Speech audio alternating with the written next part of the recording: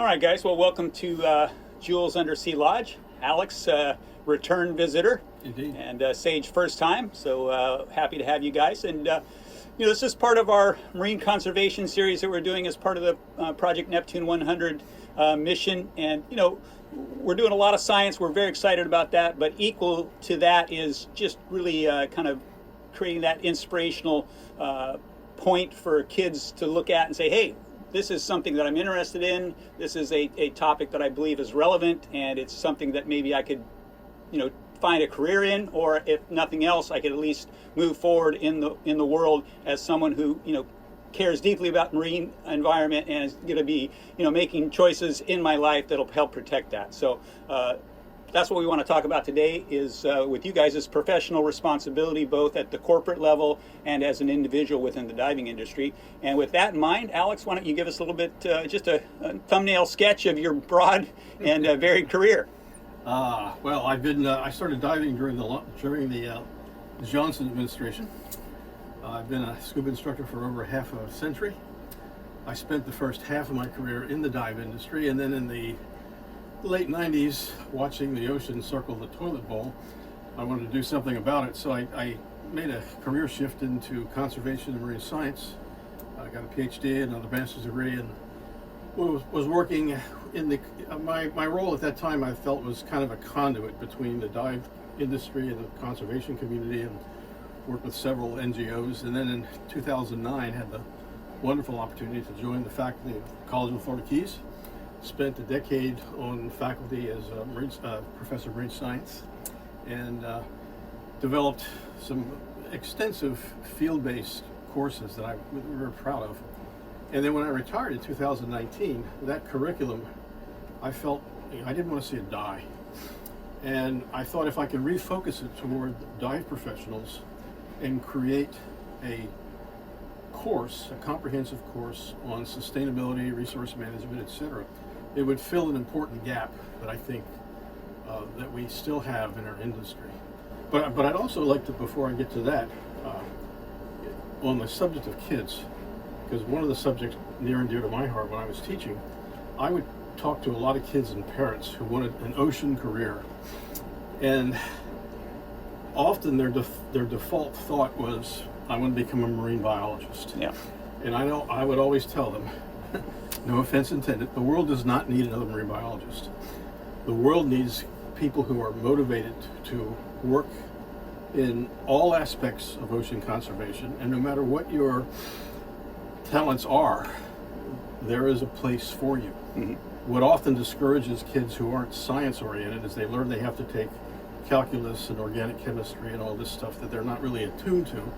And I think it frustrates a lot of people, and they decide, well, I can't do that. Yeah. And we try to emphasize, or I did when I was in that capacity, if you're a good writer, if you've got good people skills, if you are an artist, if you want to be a lawyer, all of those professions can be utilized toward ocean conservation. Mm-hmm. And I would encourage people to look at that. In fact, that was the basis for the programs we developed eventually at the College of Marine Resource Management. So I just wanted to shout out to kids that want an ocean career, that just because you don't want to be a scientist, it doesn't mean there's not a place for you. All right, Sage, why don't you give us your thumbnail sketch of your, again, wide and varied background? Sure. Well, I'm one of those kids. I started when I was 15 years old, learned how to dive down here in the Florida Keys, and immediately realized I wanted to become a dive professional. And Alex was actually one of my first influencers and instructors, and loved diving, loved teaching people, but really wanted to figure out how I could contribute to the conservation side of things. And so I continued with my career. I became an instructor trainer in multiple training agencies, and then later went on to work directly for SSI Scuba Schools International as one of the international training directors. I'm currently working for Ocean First, based out of Boulder, Colorado, and now we have a facility here in Key Largo, and our goal is to inspire people of all ages, but we definitely have a focus on kids and youth, to not only be underwater explorers, but underwater change agents and influencers. Well, I think probably the place to start in looking at this is just this notion that you can't be conscious of the marine environment. You can't be ethical in your business practices and make a profit. Bottom line is you have to cut some corners and do some things that necessarily you don't want to do to make a profit. And Alex, why don't you talk about that? Yeah, that certainly is an issue, and I think, to me, the essential problem is we assume divers are immediately advocates for the ocean, and I kind of look a little differently. I think they're all interested in the ocean, but they aren't yet advocates for the ocean. And the reason for that, to my view, gets back to the training process. People want to become divers because they fall in love with this ecosystem. And yet we put them through a training process that emphasizes almost exclusively skills and the ability to be a better diver, with only a very cursory orientation to the environment, the very reason they want to be a diver. Mm-hmm. And so what ends up happening is we turn people out assuming they're competently trained, but they have really no insight or connection to the ocean or the environment.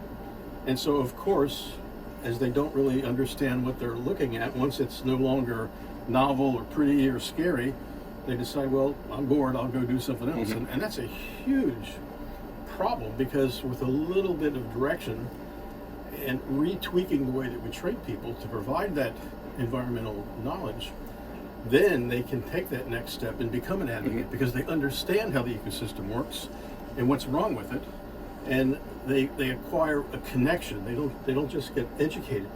They really are connected to the environment, and that's a lifelong commitment. People who understand and are willing to change their attitude, their action, their voting, right. and really make a change. Yeah. So I think that's the one issue we have to really look at again as the dive community, and how we train professionals. And maybe Sage, you can speak to that a little bit, because you kind of straddling both. I mean, Ocean First. I mean, the name speaks for itself in terms of kind of what the company motto is, if you will. And yet you're also have worked and still work closely with SSI in terms of developing some of these eco courses, if you will. How do you kind of help solve that problem that Alex perceives? Yeah, to Alex's point, I mean, Ocean First is a for-profit company, and we try to walk that line between profit and purpose. One of the things that we figured out very early was just you can start educating children even before they splash in the water, when they become swimmers, become the snorkelers, and eventually scuba divers. So we started to develop just basic marine science education. Alex was a big part of helping us develop those courses, and now we're happy to license those courses out to SSI, and SSI now has those as their platform. Ocean First, we are also a B Corp organization, which, if you're not familiar with that, B Corp is dedicating businesses that are dedicated to both social and environmental responsibility, and the B Corp certification holds you not only responsible, but it gives you pathways on how you can maintain that social and environmental responsibility. So we're really proud to be B Corp certified since 2016, and that helps us as a business to stay aware of what our principles and what our policies are, including, making sure all of our employees have equal say and are being represented appropriately as part of the company. So speak to that just a little bit. I mean, how would a dive store out there, start to pursue the B Corp? Yeah, so the B Corp, it's really easy. I mean, you can find them online, with a simple Google search. I believe it's bcorp.net, and it starts with a assessment. They send you an online assessment. You start with that, and really where your company's at. Are you recycling? What is your energy consumption? And it's not specifically to just environmental, Right. issues. It's social issues. It's policy issues, and so they really help you decide based on your business. You could be tourism, you can be manufacturing. It doesn't really matter what industry you're in. And what they do is they help you get to the point where you would be able to get the B Corp certification, and then they help you maintain that throughout, year after year, and help that certification. So it's a bit of a rigorous process, but certainly worth it. And it's helped us rethink how we do business, and it's actually given us more connections with other B Corp companies that we're now doing business with, as far as reducing packaging and shipping and things like that, which has actually been showing up on our bottom line. Yeah. So it's really been an amazing organization to work with. Yeah. I mean, I think that's the important thing is that, the initial perception may be that, oh, I'm going to lose money, it's going to cost, but in fact, this shift in mindset and, in embracing a larger community can actually have a positive effect on the bottom line. Absolutely. Very directly, in fact. There was one of the folks in the sustainable business arena makes a very strong point that businesses should be more sustainable, not simply to do the right thing, but because the efficiencies they end up creating in the process end up, increasing profitability as well. And that's the whole issue of sustainable whatever, tourism or whatnot. We try to emphasize what we call the triple bottom line, that a business has to be profitable, certainly, or it's not going to be around, but it also has a certain environmental responsibility as well as a social responsibility. And this idea has caught on. It's not new in the general business realm, but it is relatively new in the dive industry. And I wish I could say my industry, my colleagues have led, but to be perfectly honest, we're being dragged by the consumer because this is the way consumers are thinking. Sustainability is a hugely important consideration. It's why big businesses are paying so much attention to it. People care about the impact that a company has on society and the environment, and they're making their choices partly based upon that. It's no longer, it's what we call value-oriented consumers. They're looking for purpose-driven is the term you'll hear. And it's time for that to happen in the dive industry. And I think what these guys are doing and what we're hoping to do in the near future will help that along. Well, Sage and I were talking about this a little earlier in the day in that, it's not particularly difficult to work some of these ecology programs, and experiences into what you're already doing. And in fact, if you do, you might actually reach out and find a different, consumer group that you weren't reaching before. So, tell us a little bit about that, Sage, in terms of how you maybe do some added value to your trips by, reaching out to some organizations and having them help you kind of create these experiences. Yeah, absolutely. I'll give you just a quick prelim to that. COVID, as devastating it was for businesses and everybody, it actually provided us an opportunity to reach out to customers and put in their hands digitally marine science curriculum courses. And the number of marine courses that were issued and people that got certified online during the COVID exceeded any previous year or any combination of years because people were sitting around needing something to do. So in that case, it was actually a great opportunity where people couldn't really do anything. They started reading about fish ID, coral ID, sharks, conservation, things like that. But anytime we run a trip, whether it's down here to the Florida Keys or international trips, we always try to reach out to some sort of local organization that's doing some sort of environmental impact, environmental conservation, and incorporate education into that experience, whether it's a day, maybe it's a beach cleanup, maybe it's going to the local resource center and finding out what they're doing there in the local environment. And it adds more of an education experience to our customers who are there primarily to have a good time and have vacation. But they always say that was one of the most valuable and highlighted parts of the trip when they got to interact with people who are doing really good in their local environments.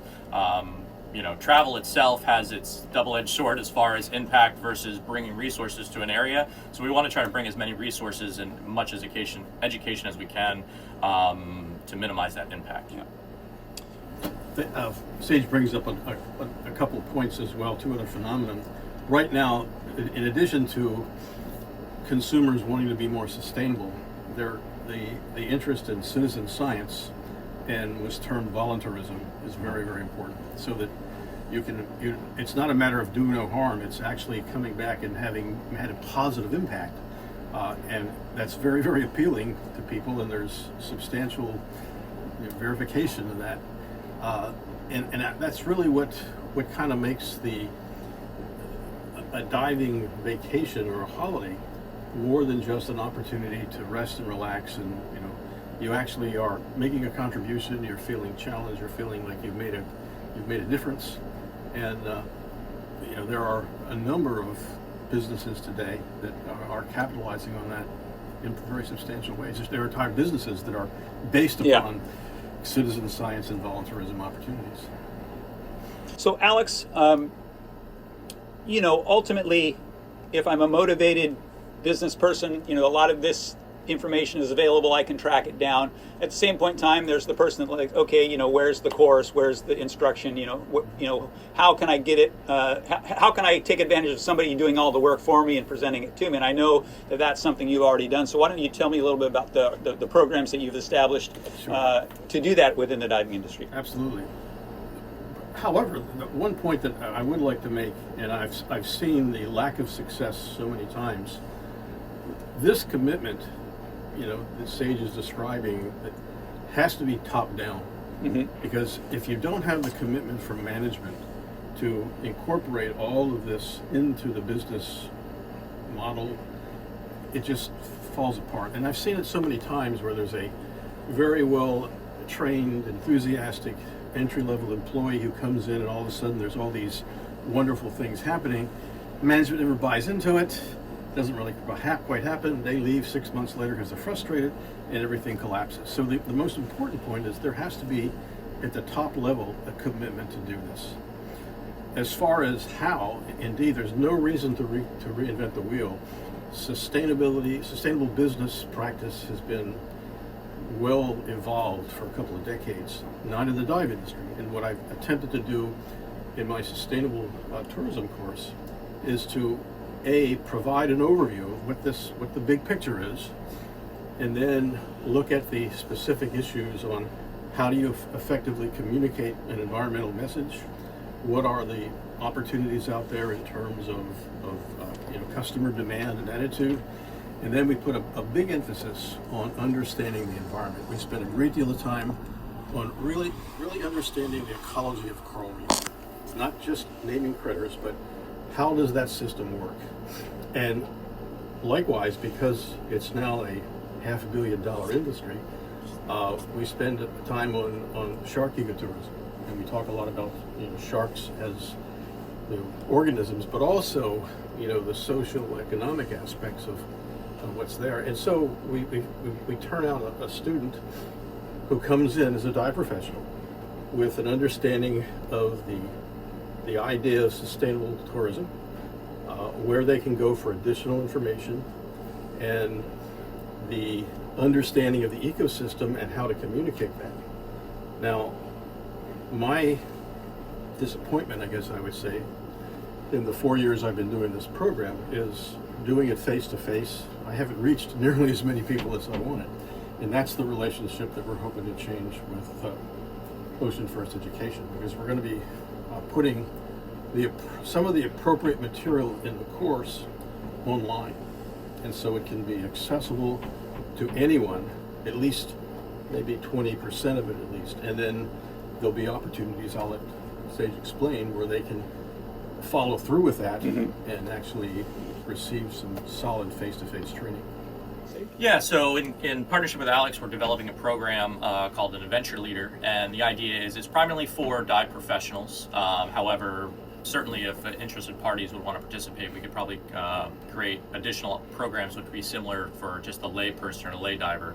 But the idea is really to take that dive professional skill and knowledge on how to take people safely into the open water and take them diving, and expand upon that so they have a really fundamental knowledge of the marine environment, coral reef systems, the ecosystem, and the interaction with humans. So as Alex said, we're putting a lot of this content online so people can go ahead and do home study, and people love to do online training these days. And then we'll be hosting practical application portion of that course here at our Key Largo location, where there'll be a combination of lectures and in-water training sessions, surveying, pretty much everything that you would want from sort of a citizen science marine biologist program. We're going to try to pack all that into a 5-day experience, so dive professionals can go back to their dive centers and actually have something to start to work with for educating their customers and even their fellow employees and even management. Yeah, a big emphasis to me is, I think every dive professional, if they've been in the industry for a while, they have unfortunately watched coral reefs and other marine ecosystems degrade and deteriorate, and they have this impression it's not as good as it used to be. And what we try to do in the field portion of the course is give them the understanding and the skills to do an assessment, quantify, and say, okay, this system doesn't appear particularly healthy because of these different, conditions. And so they walk away with, a big picture idea of what the problems are in that ecosystem, and more importantly, what can be done to, hopefully rejuvenate it. There's another trend in tourism called regenerative tourism that's catching on, and that is an overt attempt by the tourism sector to improve the quality of their product, and I think that's going to be an important realm for the dive industry to understand and participate in. Now, and Sage, you're right in the middle of this in terms of hiring people right now for the Key Largo location. But speak to this a little bit as well, Alex. Is that as a young person like entering the diving industry in the diving education realm, what are the benefits of kind of taking this track early on and preparing yourself and educating yourself on all these issues in terms of being more employable out in the industry?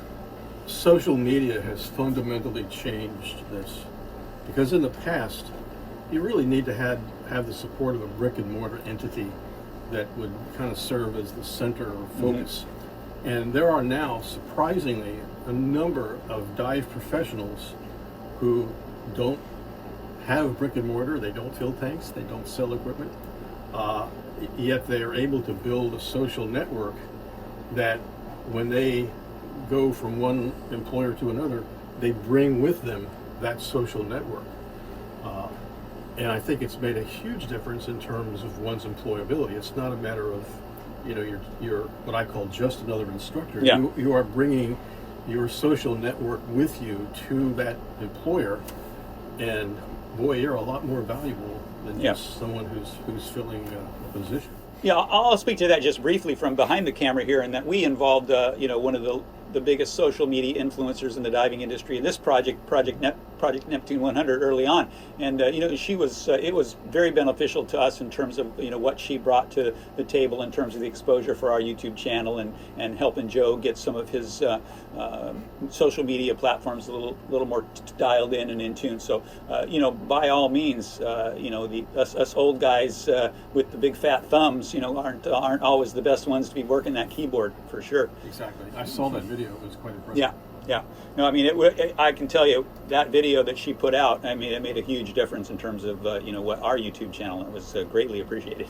And the reality is, it's not just good enough just to be a dive instructor anymore. I mean, yes, safety, taking people comfortably into the open water is important, but you need to be an entertainer. You need to be knowledgeable about what you're looking at. People want to be educated, and then they want to know about how they can have these experiences with the least amount of impact. And so having that knowledge going through one of these courses and having this experience is going to be greatly increase your opportunity for work, certainly in the industry. And I think speak to this a little bit as well. I think probably you and I, Sage, are well prepared to speak to this, but you don't necessarily have to. I mean, ultimately, there's this kind of thought process of, hey, not the 4-year college experience isn't for everybody, and that trade schools are actually a pretty good thing. And what we don't necessarily talk about is that, the scuba industry, we are a trade school. Yeah. I mean, basically, we're preparing our own employees, and it's kind of on us to do the job and do it right. Absolutely. Fortunately, most of the training agencies are starting to get wise, and they're incorporating more of this marine science and conservation into it. SSI, who I'm affiliated with, has their Blue Oceans program, which is a free online program that non-divers all the way up to dive professionals can take, and it just starts off, well, what can I do? How do I minimize my impact? And then a little bit of information to get them started about the marine world and the ecosystems, and then what's the next step, whether that's continuing education, things like that. So we're starting to see it, but it really is up to the schools, the dive centers, and there's some great training centers all over the country, some great here in the Florida Keys, where you can come and become a dive professional, get that training, and then even continue on and do internships and work for them to build up your knowledge of the local marine environment, so then you can go out and find jobs in the far corners of the exotic world. And we talked about this a little earlier as well, is that, you know, Ocean First has been around long enough, successful enough that you can afford to have a sustainability coordinator. You Yes. can have somebody that's paying attention, you know, making sure that you're dialing down on all the fine details. That doesn't mean to say that a smaller operation can't benefit from focusing. And you just made, you know, you may be the owner, the manager, and the sustainability coordinator, but there's value in kind of pursuing that role and making sure that you're doing whatever you can within the scope of the business that you have. Yeah. Absolutely. Yeah, in the program we're developing, there's actually a 6-step process by which you can go through, and you know, recognizing you can't do everything overnight, and you don't have to do everything overnight. But there is a process by which you do that. One of the other things too that I try to emphasize, you may have heard that there's an old adage in business: a satisfied customer is your biggest asset. No, not anymore. A satisfied customer to me is someone, as a diver, who felt safe and they had a fun time. And if you can get those 2 criteria out of the way, you've got a satisfied customer. But to create an enthusiastic customer, someone that's going to become an advocate for the environment, there's a 3rd step, and it's what I call connection.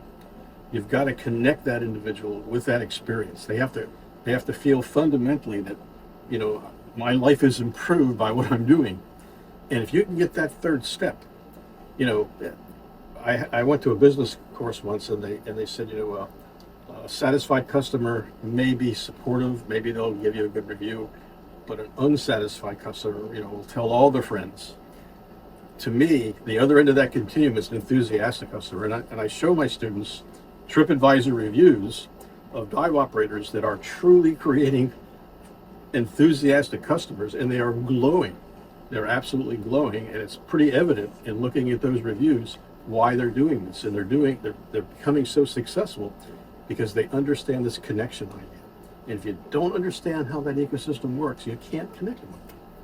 It's really, And I can expand on that from just the pure business standpoint. The dive industry, unfortunately, has a lot of one and dones. You know, a lot of people said, I want to learn how to dive. They learn to dive, and then they get involved with other sports, and it doesn't become a lifelong passion for them. Our job as dive instructors and dive businesses is to keep those customers coming back year after year. And so we have to be creative and offer different experiences, different courses, different trips. You know, we call it creating need, you know, the need to continue to dive.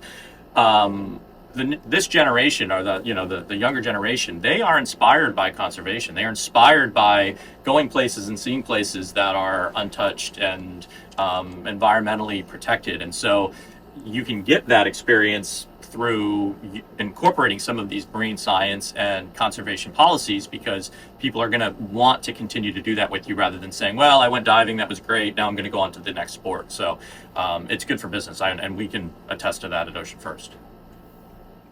All right. Well, you know, we've all talked about this during various times, and we've kind of screwed it up.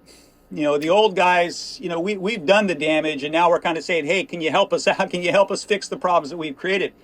You know, so youth are critically important. And Joe, I want you to speak. You know, we had some goals, we had some thoughts and ideas about what this might become, and, you know, certainly motivating the youth, you know, to get involved in STEM and to just be more concerned about the marine environment were right at the top of our lists of things we hope to accomplish.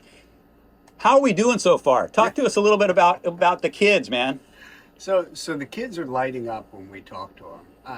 What I see is that they're really excited about marine science, protecting, preserving, rejuvenating the marine environment. And as you guys were talking, you guys are talking about what industry has gone to is called environmental and social governance. And it's like, oh yeah, we need to step out. We need to do the right thing. So honestly, you guys are really hard on the dive industry, but I can tell you that from being in the dive industry for 30 years or more, I've seen that we're actually taking a little bit of the lead. So I'm not trying to beat you guys up, but we are doing it, right? The triple bottom line, people, planet, profit. Yeah, man, that is the way to roll. And the dive industry knows it, because the dive industry is walking you through a bed of roses, and they know that if you stomp on the roses as you walk, the roses won't be there anymore. And these kids, they freaking get it, right? And they're like, they are on it like a bum on a biscuit. So we are making these kids happy about protecting and preserving the marine environment, and they're all about 50 to 70% of the oxygen comes from the ocean, so let's go ahead and take care of the ocean. So that's at least what I'm seeing. Yeah, and again, these are. Let's talk about the kids that we're interacting with. These are smart kids. I mean, we've got some solid graders asking the best questions I've ever had. I mean, better than the high school kids, better than even the college kids. I'm like, oh, hi, that's a great question. So Sage, why don't you, I think this is a good point to talk about the TIDES program and kind of what you guys have seen at Ocean First in terms of, when you create a program for kids, kind of how that can develop. Yeah, so based in Colorado, obviously we don't have a lot of marine life close by. We say we're conveniently located between two oceans. We wanted to make sure that Colorado kids had an opportunity to learn about the oceans because it wasn't part of their normal school curriculum. So we created a program called Ocean First Education, just started developing marine science content, which tied into experience, snorkeling and scuba diving. And we started this program about 10 years ago, and we have up to 8 schools that we run a regularly year program with them called TIDES, and we first get them certified. We introduce them to basic ocean literacy, basic marine science, and then every year of their school, they get more involved to the point where we're running research programs with them in the Cayman Islands. They're going on liveaboards to the Galapagos. They'll be coming down here and doing more training down here. We've had 2 groups inside the habitat for tours. Yeah, so that was just something that we in our local community in Colorado said, man, these kids don't know anything about the oceans. How can we help? And so we reach out to teachers, we reach out to schools, we provide them with the curriculum, we provide them with the scuba instructors that will support the kids through their experience programs, and it's just taken off. And so now we're at the point where this youth science scuba experience, we're ready to share that information with other dive centers and other dive professionals who want to start it in their own communities as well. And Key Largo will be the home base for that, where they can bring their kids and try this information, maybe even get a chance to pop into the habitat and say hi to Joe. The beauty of this, and I'm sure he already sees it, but I want to point out that you take a kid in a landlocked state and you go, oh, by the way, here's this cool thing. And they're like, wait, what? There's an ocean with fish and, oh, this is so cool. I saw it in a book. But these guys are introducing it to them first string, and it's like, bam. And it's, again, scuba, it's not everybody understands scuba, and I think traditional education is kind of scuba, it's too dangerous. But yet, we're lucky enough down here in South Florida, we've got a few organizations that are actually, have kind of, okay, yeah, we hear you, but we're still going to do what we know is right. Yeah. And so we do have some very strong youth diving organizations down here. And so, we had the Dive into Life crew down here. We had 4 girls down the first weekend, and just an amazing, number one, diving is a life, experience, that young in your life. It's just I think it's impactful, to be involved in something where you're going from open water up to rescue diver, within your middle school years. I think that, is a good boost to your growth and your development. But to then see them come down and have this knowledge and be able to interact with Joe and understand the science and have it be that meaningful, I know, super proud moment for I think both of us in terms of we didn't really kind of know what we were getting into, and as Joe says, young girls eat more than he ever remembered. True story. But super impactful, and hopefully if nothing more comes out of what we're doing than that, is that hey, we start to see that hey, this is an educational track that makes sense, and it's something the earth needs right now. And if we had more eco warriors, as I call them, out there doing work, that we'd be better off. Yeah, there's also one other trend too. STEM, of course, for science, technology, engineering, mathematics. Some programs are actually becoming STEAM. Yeah. So we've got Frank coming down to talk about that. Nice. So to bring the arts into this, you potentially capture a whole different audience. Because like I said before, when people think about marine science, I don't want to be a marine biologist, but if you can inspire them by showing them there is an artistic root to this as well, which may after all end up being more important than influencing people, that's part of this community, and they need to be brought into this as well. Well, I think, we've seen social media, and again, we're old guys with the big fat thumbs, but we're still doing our best on social media. We've seen, social media spread this message far and wide, and people that weren't necessarily even aware of what an underwater habitat is, are now like fully engaged in what's going on down here. All right. Well, I think I think we've touched on most aspects of the project. I think we can all agree on a few things. Number one, the ocean is worth every effort that we have to put in to turn the corner and save it. I know, Joe, we've talked about this and said it a number of times. If there's a disease, there's got to be a cure. 100%. And the ocean is the least explored aspect of our planet, and yet we're thinking about Mars. And Right. and Yeah. maybe we can help out with the Mars thing at the same time, but let's concentrate on the ocean and make sure we're doing justice to our home planet as far as that's concerned. So Joe, why don't you kind of wrap it up and just tell us the story about the young girl? Oh, the Yeah. 13-year-old? Yeah. So above all this, above everything else that we're doing, we're putting this little seed on these kids that are coming to us, right? So the seed is, hey, come down and say hello, high five in the window, right? You're like, oh, so I see this little 13-year-old up there, and she's trying and trying and trying. And I'm like sitting here, like when I see her trying, I'm like, oh, come on, you can do it. She did it like 15 times, give or take. She finally gets down here, and I'm like, bam, selfie. And I'm like, so I sent it up to the surface group, and I says, hey, I'm so proud of this little girl. And what did she say when you showed it to her? Oh man, I mean, it was the impact that moment had on that girl's life. Is long lasting. It's a forever memory. Right. That And not only did she get to go down, and not only did she make it and get the high five and get the selfie, but that Joe was proud of her, and Joe took the time to pat. I mean, there's a lot of kids that don't ever get that kind of feedback, that kind of juice in their life. You just that moment, you never know what that sparks in that girl. And it only takes one Yeah. of those. right. So maybe that's the next Sylvia Earle right there, Could go right? with Or maybe something. that's the next Elon Musk right there, right? So she's like, man, somebody believed in me, and I had no idea it was going to happen. It wasn't pre-programmed. There was nothing, unintentional about.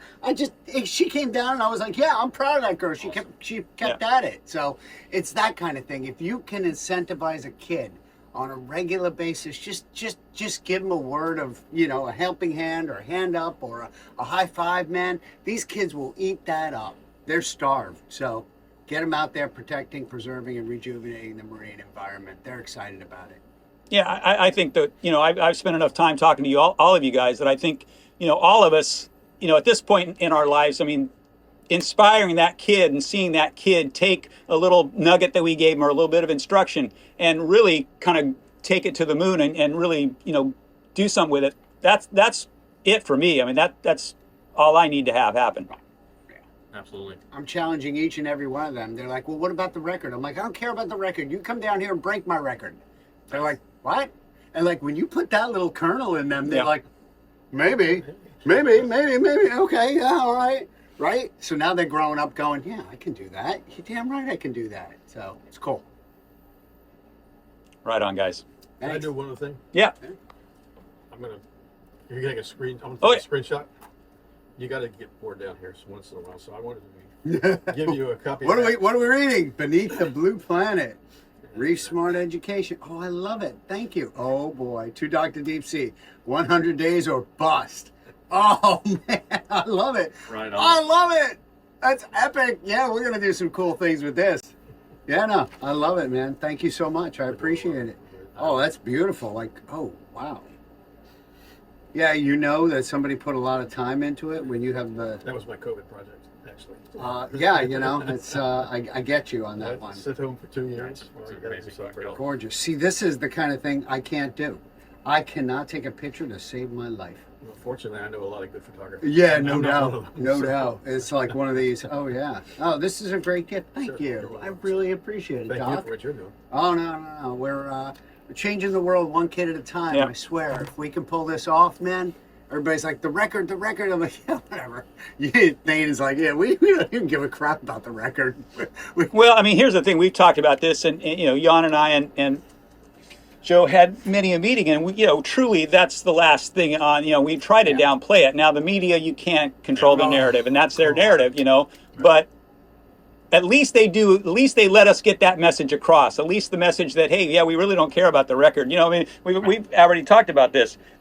That we did enough in the two. If all we would have accomplished is what we did in the first 2 weeks, most people would say, hey, we're good. We're good. The fact that we get to keep doing it for another 12 weeks beyond that, I have heard time and time again from my partners in the industry, haven't been here 1 or 2 days, not nearly as long as you. I was hearing that you've been here for how long? Oh my God, that's amazing. So, but my partners in the industry are like, look, you have done more for environmental social governance in the last 12 days at that point than most people have done in their entire life in the dive industry. So we're grabbing these kids and we're getting them excited about the marine environment. And, the work that Jaws did to bring the environment down, we pulled it back up. So, yeah, let's cool it. I think that there was an assumption to do something like this would just be prohibitively difficult and expensive. And this facility specifically makes it perfectly feasible. To have gotten this kind of press coverage of this is just and hats off to the support team and the guys at the top that are keeping this baby running and things like that. But no, it's the facility and the team. 2 years Joe, ago, it's the right formula to do something one in a lifetime, one of a kind. So. Every time the kids are doing a lecture with me upstairs in Marine Lab, I'm like, okay, see that guy in the yellow shirt up there, Mr. Thane? Y'all need to be nice to him because he's bringing me everything and taking care of me. Right. And they're like, what? I'm like, yeah, no, that guy's in charge. And they're like, really? Because they think it's the one guy down here. No, it's like 100 people upstairs running this joint. I'm the guy who gets to sit here, and talk. But and I've enjoyed the breadth of interactions that we've had. So we had the Alabama School for the Deaf and Blind here. Yeah. And I mean, again, it just the stupidity of us humans, sometimes that you think, oh, wow, that's just an intelligent question, like they would be less intelligent, like they, but man, I mean, the kids were on it, they have questions, and, they have multiple questions. I mean, that had to be one of the longer Zoom sessions that we had. Engaging, and so I now have a name call sign, right? Yep. And that stands for curly-haired Joe. Nice. I was like, thank you. She gave me a name call sign, but that's the kind of connection that you make. You make that kind of a connection with little kids. I missed out on, but how did did we do the one with the neurodivergent group yet? Where they weren't speak? How we had that one yet? Because I knew that was coming up. Oh, the ones with the ones with Spectrum, ASD. Yeah. So they were all on the Spectrum. Best questions. I mean, I was going to say we were prefaced like, hey, these kids are intelligent. They can't speak, but do not underestimate what they're going to come prepared to do. Great questions and an engaging audience. And look, and this is the way it goes, and you guys know, right? So if you take the time to talk to that kid and give them that little seed, they'll open it, they'll find out more about it. But it's when you go, nah, kid, go away, you bother me. Well, okay, that kid's not going to learn, So these kids are open enough, and we open it up and give them what they need, they'll come a running, trust me. And that's every kid, man. They're sponges. They want to learn. Yeah, Neil deGrasse Tyson has this concept. He says that every kid's a scientist, and what we do is we spend so many years beating it out of them in school that that only a few of them kind of filter through, and we just have to recognize that curiosity is the whole point, and things that engage that curiosity are going to lead to good things. And things that squelch the curiosity are going to lead to, unfortunately, the kind of world we have now. Okay, I just gotta take a nickel off that, right? So, the reason why I'm not a PhD in marine science, honest to God reason, because the guy who was the marine science professor was a friggin' poo head, and I cleaned that up a little bit. And I mean, he was just a mean man. And I'm like, well, I don't want to be part of that curriculum. I'll go biomedical engineering, or it started with astronautical engineering, then biomedical. But it's like you don't know how you're going to shape a kid. You yell at a kid, and all of a sudden they're going to be like, well, I don't want to be what you are. I don't care, right? So we have a responsibility as adults to go, hey, look, our thing that we do is cool. We want to invite you into our cool thing in our world so that they get incentivized to learn. I mean, what, you'd be better than we were. Yeah. Exactly. Who's threatened by that? Well, those people, Yeah. right? Those people, not us. And, Thank God. you know, I mean, on social media, I will just follow up with you on that, Joe, because on social media, you know, I do follow a wide variety of marine scientists and young marine scientists, and this notion that you know the guys that are controlling the keys to the castle are jerks is prevalent in the marine science industry. It's such a small community, Yeah. too, so that you can be easily blocked Yeah. with the wrong person against you. We're gonna flood them with new with new kids. you know, Overwhelming. Yeah. enthusiastic Well- young marine scientists that just wave over them. I'll tell you, the marine scientists do not have the corner on the jerk market. Yeah. It's everywhere. There you go. There's plenty in diving, right? I mean, there's plenty of jerks in diving, right? There's plenty of jerks in business. You get it. It's like, Absolutely. and that beneficial corp, man. I don't know why anybody wouldn't be a B Corp. Yeah. I love that you're doing it. I love what you're doing. I love the As far as we message. know, we're the first dive business that Yeah. got B Corp certified, and we're really proud of that, and we Thank you. maintain it. Yeah. All right, guys. Good stuff.